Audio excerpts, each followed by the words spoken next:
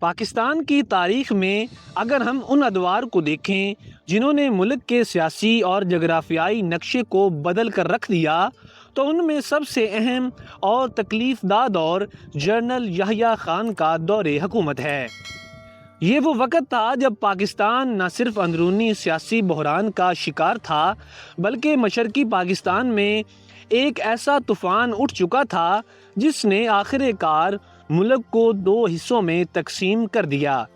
یہی واقعہ تاریخ میں سقوط ڈھاکہ کے نام سے جانا جاتا ہے۔ جنرل یحییٰ خان 1917 میں پیدا ہوئے اور انہوں نے برطانوی دور میں فوجی تربیت حاصل کی۔ دوسری جنگ عظیم میں بھی انہوں نے حصہ لیا اور بعد میں تقسیم ہند کے بعد پاکستان آرمی کا حصہ بنے۔ وہ ایک پیشہ ور فوجی تھے لیکن وقت کے ساتھ ساتھ وہ سیاسی طاقت کے مرکز میں آتے گئے۔ 1966 میں انہیں پاکستان آرمی کا کمانڈر ان چیف بنایا گیا۔ 1969 میں جب ملک میں جنرل ایوب خان کے خلاف شدید عوامی احتجاج شروع ہوا تو ایوب خان نے اقتدار چھوڑ کر یہ ذمہ داری جنرل یحییٰ خان کے حوالے کر دی۔ اسی وقت سے جنرل یحییٰ خان پاکستان کے صدر اور مارشل لا ایڈمنسٹریٹر بن گئے۔ اقتدار سنبھالتے ہی انہوں نے ملک میں مارشل لا نافذ کیا اور آئین کو معطل کر دیا۔ ان کا مقصد بظاہر یہ تھا کہ ملک میں نظم و ضبط بحال کیا جائے اور ایک نیا سیاسی نظام بنایا جائے، لیکن یہی انتخابات بعد میں پاکستان کے سب سے بڑے بحران کا باعث بنے۔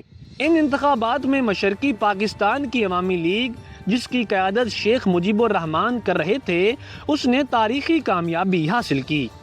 عوامی لیگ نے قومی اسمبلی کی اکثریت حاصل کر لی اور آئینی طور پر انہیں پاکستان کا اگلا وزیر اعظم بننا تھا، مگر مغربی پاکستان کی سیاسی قیادت خصوصاً ذوالفقار علی بھٹو اس نتیجے کو قبول کرنے کے لیے تیار نہیں تھے۔ نتیجہ یہ نکلا کہ اقتدار کی منتقلی میں تاخیر ہونے لگی اور سیاسی بحران شدت اختیار کر گیا۔ ناظرین کرام، اسی دوران مشرقی پاکستان میں پہلے سے ہی احساس محرومی بہت گہرا تھا۔ زبان، معیشت اور سیاسی نمائندگی کے مسائل کئی سالوں سے موجود تھے۔ 1970 کے تباہ کن سمندری طوفان نے بھی لاکھوں لوگوں کو متاثر کیا مگر مرکزی حکومت کی ناکافی مدد نے حالات کو مزید خراب کر دیا تھا۔ ان تمام عوامل نے مشرقی پاکستان میں آزادی کے جذبات کو تیز کر دیا۔ 1971 کے آغاز میں حالات اس نہج پر پہنچ گئے کہ فوجی کارروائی ناگزیر سمجھ لی گئی۔ 25 مارچ 1971 کی رات پاکستان آرمی نے آپریشن سرچ لائٹ شروع کیا۔ یہ ایک بڑا فوجی آپریشن تھا جس کا مقصد مشرقی پاکستان میں موجود سیاسی تحریک کو ختم کرنا تھا، لیکن اس آپریشن کے نتائج انتہائی تباہ کن ثابت ہوئے۔ ڈھاکہ اور دیگر شہروں میں بڑے پیمانے پر فوجی کارروائیاں ہوئیں، ہزاروں لوگ مارے گئے اور لاکھوں افراد بھارت کی طرف ہجرت کرنے پر مجبور ہوئے۔ ناظرین کرام، اسی کارروائی کے بعد مشرقی پاکستان میں مکمل بغاوت شروع ہو گئی اور مکتی باہمی کے نام سے ایک مسلح مزاحمتی تحریک شروع ہوئی۔ یہ تحریک آہستہ آہستہ ایک مکمل جنگ میں بدل گئی جس میں بھارت نے بھی بالواسطہ اور بعد میں براہ راست مداخلت شروع کر دی۔ 1971 کے آخر میں حالات مزید بگڑ گئے جب پاکستان اور بھارت کے درمیان باقاعدہ جنگ چھڑ گئی۔ ناظرین کرام، یہ جنگ صرف چند دن جاری رہی لیکن اس کے نتائج فیصلہ کن تھے۔ بھارتی افواج اور مکتی باہمی نے مل کر مشرقی پاکستان میں پاکستانی افواج کو گھیر لیا۔